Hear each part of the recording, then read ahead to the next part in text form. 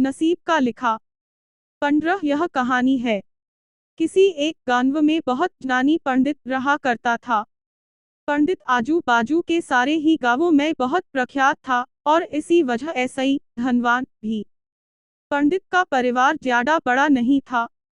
पंडित अपनी पत्नी के साथ अपने बहुत बड़े घर में अकेला रहता था, क्योंकि पंडित को कोई बेटा था नहीं और एक बेटी थी जिसका विवाह पास के गांव वाले एक श्रीमंत लड़के ऐसा ही हो चुका था। पंडित ने शादी से पहले अपने होने वाले दामाद की अच्छे ऐसा ही जांच पड़ताल की थी और अपनी बेटी का भविष्य भी ठीक ऐसा ही पढ़ा था, तब जाकर उसने बेटी की शादी की थी। लेकिन चंद सालों में ही पंडित का दामाद बुरी आदतों के चंगुल में फंस गया। जुआ और शराब की बुरी लत ने उन्हें सड़क पर लाकर रख दिया था। अपने बेटी की ऐसी दुर्दशा देखकर पंडित की पत्नी काफी दुखी होती थी और अक्सर पंडित को कहा करती थी, तुम जाकर उनकी मदद कर आओ। पंडित हमेशा अपनी बीवी को यह कहकर उनकी मदद करने के लिए मना कर देता था कि अभी कुछ समय तक उनका बुरा वक्त चलना है। हम चाहे कितनी ही कोशिश कर ले, जो उनके नसीब में नहीं है वह उन्हें नहीं मिल पाएगा। पंडित की ऐसी बातों ऐसा ही उसकी पत्नी काफी दुखी हो जाया करती थी और मन ही मन सोचती थी कि कैसा स्वार्थी पिता है, अपनी बेटी को इतने कष्टों में देखकर भी उसकी मदद करने के लिए मना करता है। आखिर भगवान ने जो इतना सारा धन धान्य दिया है उसका क्या करेंगे।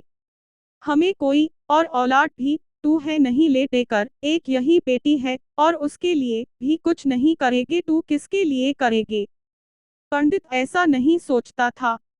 ऐसा नहीं है कि पंडित अपनी पुत्री ऐसा ही प्रेम नहीं करता था, लेकिन उसने अपनी पुत्री की कुंडली इतने अच्छे ऐसा ही पढ़ी थी और वह यह पहले ऐसा ही जानता था कि वह चाहे किसी भी लड़के ऐसा ही शादी करती, लेकिन उसके जीवन में यह समय आने वाला ही था और बिना इसे भुगते उसको छुटकारा नहीं मिलने वाला था। एक दिन खाने पीने के लिए भी मोहताज हो चुके पंडित के बेटी और दामाद उसके घर पर आए। पंडित ने और उसकी बीवी ने दोनों का खूब आदर सत्कार किया और खूब अच्छा खाना खिलाया। बेटी और दामाद की पंडित ऐसा ही सहायता मांगने की हिम्मत न हुई, इसलिए वह बिना बोले ही वापस अपने घर को लौटने लगे। लेकिन माँ टू माँ होती है, पंडिताइन ऐसा ही रहा नहीं गया और बिना पंडित की इजाजत के उसने चोरी छुपे बूंदी के लड्डू बनाकर उसमें सोने के सिक्के रख दिए और बेटी और दामाद को दे दिए, ताकि बेटी और दामाद की कुछ आर्थिक सहायता हो सके। पंडिताइन यह भी जान गई थी कि बेटी और दामाद शर्म के मारे उनसे मदद नहीं मांग रहे था, इसलिए उसने बेटी और दामाद को भी लड्डुओं में छिपे सिक्कों के बारे में कुछ नहीं बताया।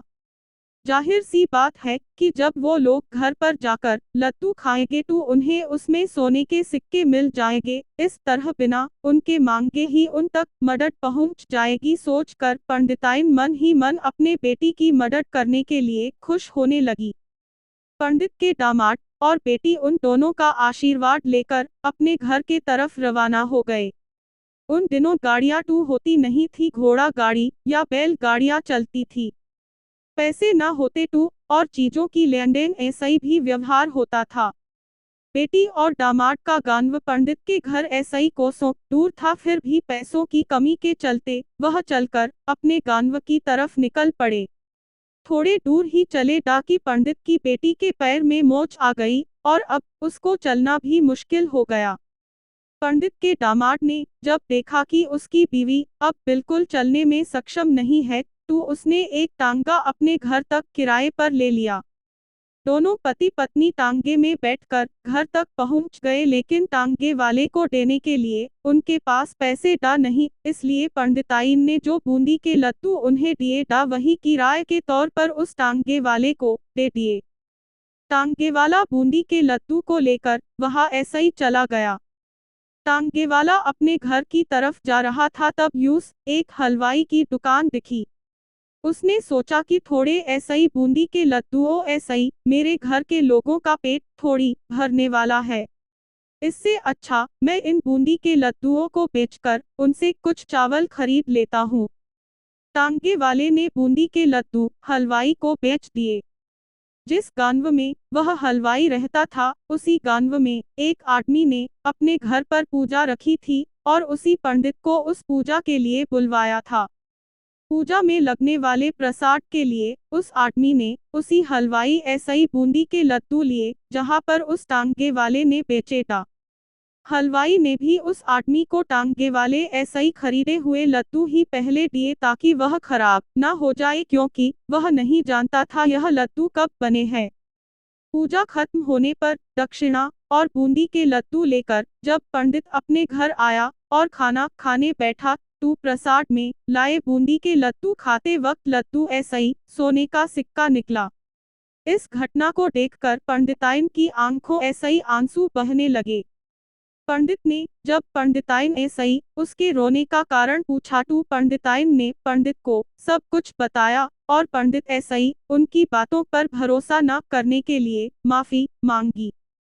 पंडित ने पंडिताइन के आंसू पोंछे और कहा कि तुम्हारी तरह मैं भी हमारी बेटी को बहुत प्रेम करता हूँ, लेकिन अगर हम उसकी अब मदद करते हैं तो दामाद हमसे हमेशा ऐसे ही मदद की अपेक्षा रखेगा और अपनी बुरी आदतों को कभी नहीं छोड़ेगा। पंडिताइन भी अब पंडित की बातों ऐसे ही सहमत हो गई। 2-3 महीने बीत गए। पंडित के दामाद और बेटी फिर ऐसे ही एक बार उसके घर आए और इस बार उनकी परिस्थिति पहले ऐसे ही बेहतर थी, क्योंकि पिछली बार खाली हाथ जाने के बाद दामाद ने नया काम शुरू किया था और अपनी सारी बुरी आदतें भी छोड़ दी थी। दोस्तों, नसीब का लिखा नहीं बदलता, यह कहानी आपको कैसी लगी?